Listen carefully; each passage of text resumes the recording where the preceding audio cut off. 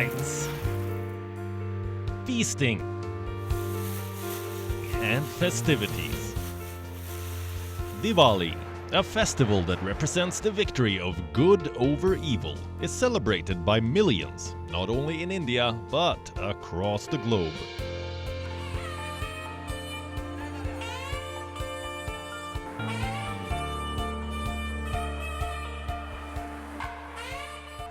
One of the biggest and most resplendent festivals in India, it is also celebrated with great enthusiasm in other countries as well.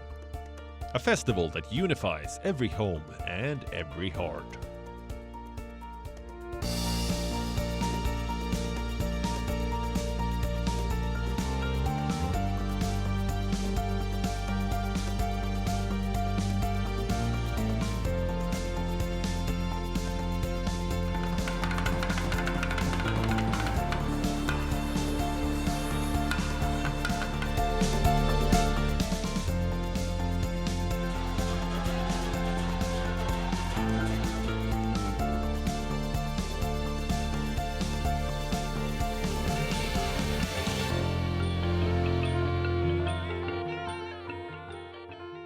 Just the numbers in India of people celebrating Diwali are astounding. And then you add the numbers of the diaspora, and as well as the members of the diaspora using Diwali as a platform to educate others in their home countries about Hindu culture and traditions and teachings. It absolutely has become a global phenomenon.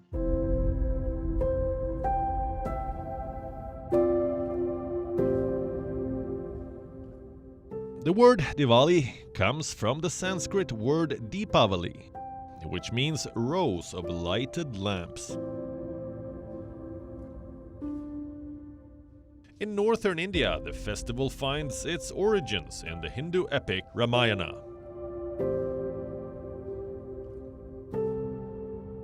People celebrate the Festival of Lights to mark the return of Lord Ram to Ayodhya with his wife Sita and brother Lakshman after a prolonged exile of 14 years.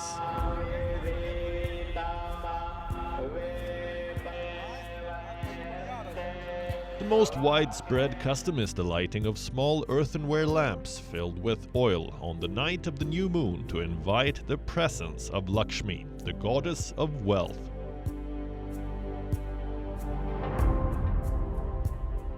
In South India, Diwali signifies the victory of Lord Krishna over demon Narakusara.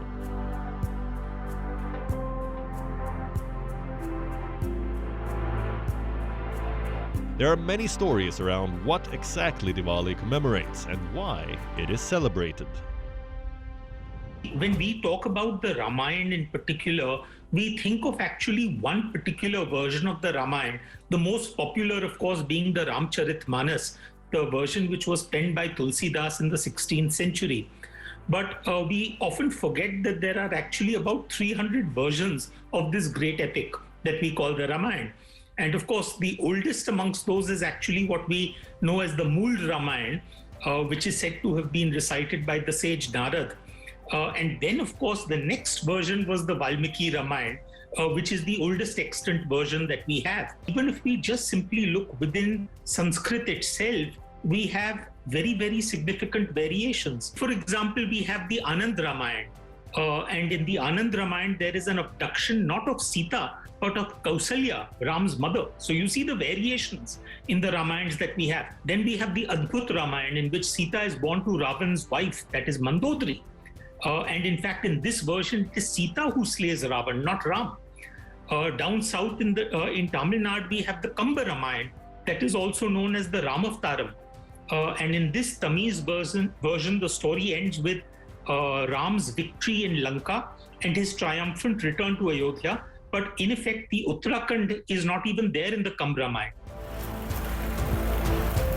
Diwali is a multicultural festival. Apart from Hindus, it is also celebrated by Jains, Sikhs, and some Buddhists. A festival that goes beyond borders, belonging to all. There is a Persian version called the Razmanama that was commissioned by the Mughal Emperor Akbar. There is a Jain version known as the Paumachariyu, in which Ravan is killed by Lakshman, not Ram. In Buddhist literature, one has the Dashrath Jataka, in which Ram is described as a bodhisattva.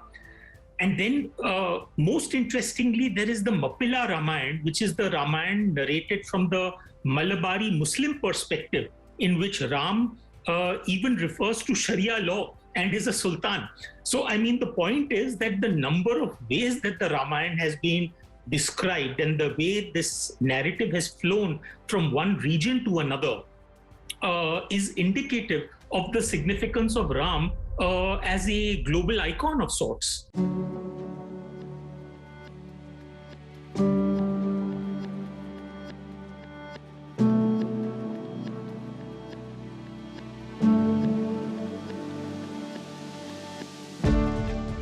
Look at this picture. This large footprint in Thailand is believed to be that of Lord Hanuman's, the great devotee of Lord Rama. Similar physical traces were also found in Malaysia and Sri Lanka, where Hanuman is believed to have landed millions of years ago. Many versions of the Ramayana have been written since sage Valmiki first composed his epic.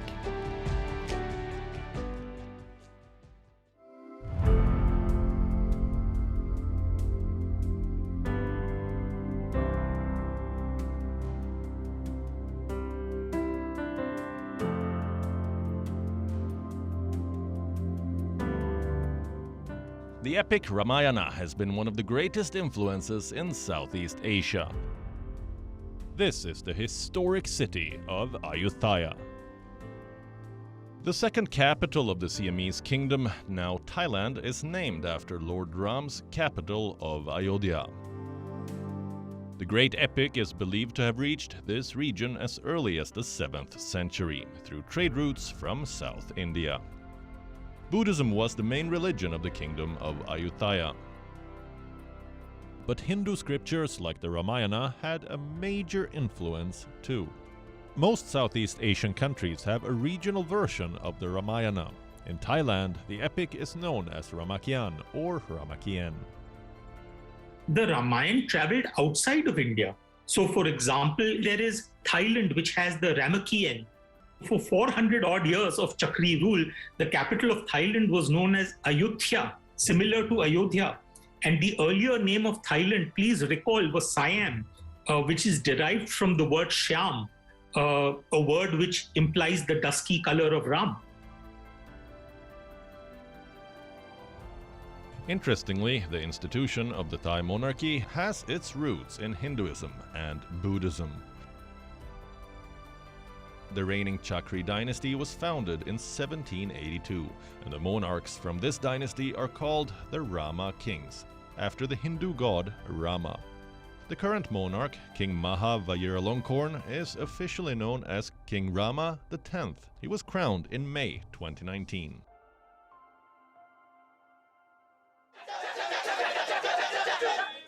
This group of men are performing the traditional Kecak dance in Bali, Indonesia.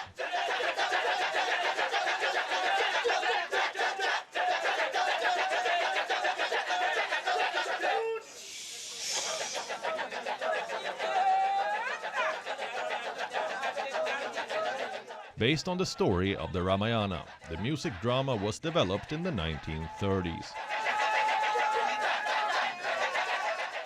The performance depicts a battle from the Ramayana, in which the monkey-like Vanaras, led by Lord Hanuman, help Lord Ram fight the evil Ravan.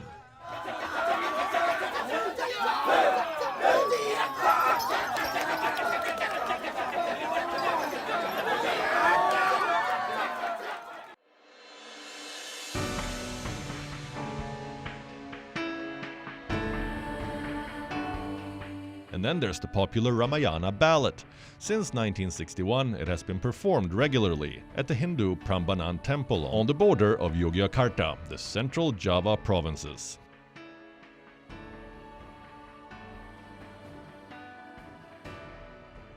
Performed in the Javanese style, in 2012, the ballet entered the Guinness Book of World Records as the most continuously staged performance in the world, as well as involving the most performers. Indonesia is the world's most populous Muslim country. Around 210 of its 242 million citizens are classified as Muslims. And yet, the sprawling archipelago's fascination with the Ramayana is not new. Indonesia and specifically Bali provide a model of interreligious harmony, where Hindus make up, I think, 2% of the population. So it's by no means, a country where you have a critical mass, and yet you see the Ramayana celebrated not just for its spiritual significance, but it is appreciated for its cultural place in the country and in the culture. Then you look at places like Pakistan and Bangladesh, where institutionally the religious minority face a lot of obstacles. It is believed the Ramayana came to Indonesia around the 8th or 9th century, written in the old Javanese language. It became known as the WION Ramayana. In 2019, to mark 70 years of diplomatic ties between India and Indonesia, Jakarta released a special commemorative stamp based on the theme of Ramayana. It depicts a scene in which Jatayu, the demigod in the form of a vulture, fought to save Sita.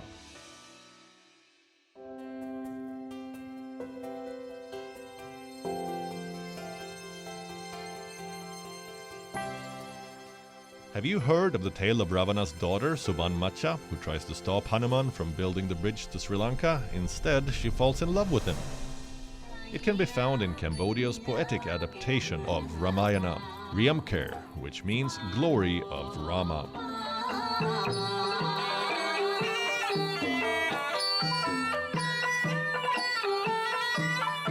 The Riamker is the national epic of Cambodia. In this version, we have a completely new character also called Sovana Macha, a mermaid who Hanuman meets on his journeys. And of course, Riamker is not just a literary work, but is also retold through sculptures, paintings, dance drama, including adorning the walls of the great Hindu temple, which later became a Buddhist place of worship, Angkor Wat. Located in northern Cambodia, Angkor Wat is said to be the largest religious monument in the world. Built in the 12th century by King Suryavarman II, the vast religious complex is steeped in history and legend. Sculpted scenes from the Ramayana and the Mahabharata adorn the temple walls. It is a bridge to the past and a famed example of cultural transfer. And it is not the only one. In Myanmar, for example, in Burma, we have the Ramayana, or the Burmese version, which is it's actually the Burmese version of the Dashrath Jataka. In this version, Ram is known as Yam, Sita is known as Mathida, Lakshman is known as Lakhan, and Ravan is Yavana. Then you have a Tibetan version of the Ramayana, which was discovered in the Dunhuang caves of Xinjiang. Surprisingly, it has rather little Buddhist influence, but according to this version, it is Ravan who abducts Sita, but by tunneling the earth rather than grabbing her, as is depicted in traditional versions of the Ramayana. Similarly, in Malaysia, we have the Hikayat Seri Rama, in which Ravana has a daughter, but when it is predicted that she will cause his downfall, he packs her into a copper box and commits her to the waters. Eventually, she is found by another king and is adopted, and later on she marries Rama. And of course, the Malaysian Ramayana is the theme of the shadow puppet play, which is known as Wayang Kulits. And then we have the Philippines version, which is the Maharadia Lavana, in which Ravan is depicted having 7 heads, not 10. And the famous dance of Singkil takes its inspiration in the Philippines from Ramayana.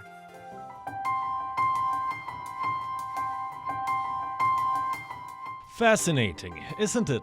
There are hundreds of tellings and retellings of the Ramayana. It is a cultural phenomenon that transcends boundaries and speaks to each of us individually and uniquely. Now let's look at how Diwali is celebrated in different parts of the world.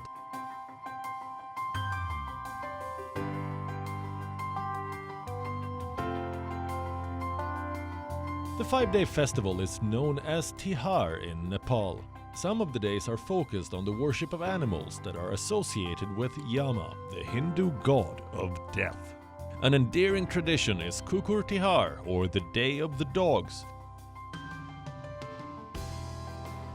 So Kukur Tihar ma chahi we celebrate dogs, we worship them for the love that they give us, throughout the year, for companionship. It's sort of a gratitude that we pay back to them for all and for so much that they give to us.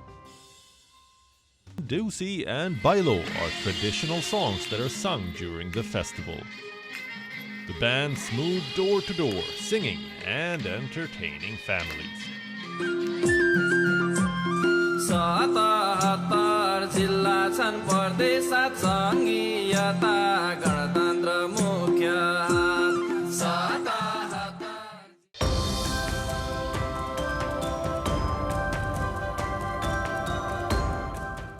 The Festival of Lights is celebrated by the Indian diaspora throughout the world. This is Diwali Nagar, or the city of Diwali. Established in 1986, it is the hub of all Diwali celebrations in Trinidad and Tobago. The festival was brought to the nations of the Caribbean by people from the Indian subcontinent, who arrived to work as contract laborers on sugar plantations in the 19th century, after slavery was outlawed in the region's British colonies. Their descendants are now the largest ethnic group in Trinidad, comprising of nearly 40% of the country's population. Diwali is marked as a national holiday in the island country. If you look at, say, the diasporas in Guyana or Trinidad Tobago, Ramayana is kind of a core central text, and it still is told in the oral tradition. And so, you might have different variations because the diaspora in Trinidad and Tobago largely came from Uttar Pradesh as well as Bihar. The type of versions that are told in Trinidad and Tobago might differ from, say, the retellings in Bali or the retellings that you might see in Malaysia, where you have more, the diaspora is largely from Tamil Nadu. Diwali is celebrated with similar fervor in Guyana, Mauritius, and Fiji, where Indian expats have built vibrant communities. India has the world's largest diaspora population.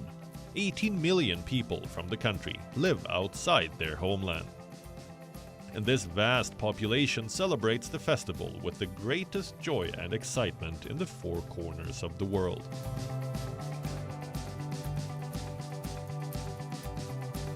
In 2009, Barack Obama became the first US president to host a Diwali celebration at the White House.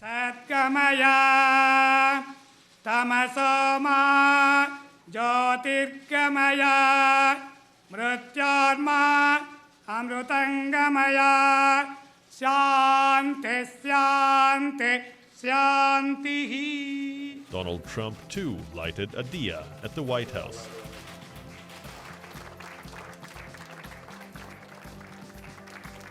Back in 2007, the Hindu American Foundation, for which I'm an executive director, was involved in both drafting and pushing for the passage of the first ever Diwali resolution. And now you see Diwali being celebrated at the city level by mayors, at the state level by governors, and resolutions being passed or dinner parties being hosted by members of local and state government. So it really has been a very steep growth in terms of its recognition and celebration. When you're a religious minority, in a country, you don't get the day off. So very often celebrations are occurring, at least as a community, on the weekends. So they may happen, Diwali oftentimes even stretches over a 3-week period as a result, because on the weekdays it might be difficult. In 2016, the US Postal Service launched a Diwali stamp, capping 7-year-long efforts by Indian Americans and influential American lawmakers to commemorate the Festival of Lights. In Diwali, we are also celebrating not only the victory of Ram over Ravan, but we are also celebrating that event where one realizes that if you want to reap any rewards, which is the Amrit, you also first need to churn the ocean. So in that sense, it is a far deeper thought process, which is that, listen, if you are expecting reward, then first be prepared to churn the ocean. Whether we're talking about compassion, non-harming, truth, non-greed, non-anger, all of these things for any individual, if they embrace even a small ounce of what Diwali signifies in terms of those positive virtues, I think the world is going to be a better place. Right now, we're facing so many challenges as a humanity, whether it's the pandemic, whether it's climate change, or whether it's interreligious tensions. The idea that we should recognize the divinity in one another, to treat one another from that foundation with compassion, to not be greedy, to not take so much of the earth. All of these things are transformative messages that the Hindu tradition offers, and Ramayana serves as a reminder of all of those values.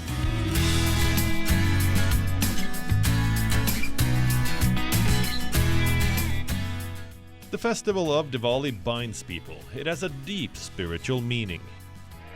It is a symbol of the victory of good over evil, hope over despair, and of knowledge over ignorance. Although there are many stories around the celebration of Diwali and many ways to celebrate the occasion, these themes are universal. They speak to the heart.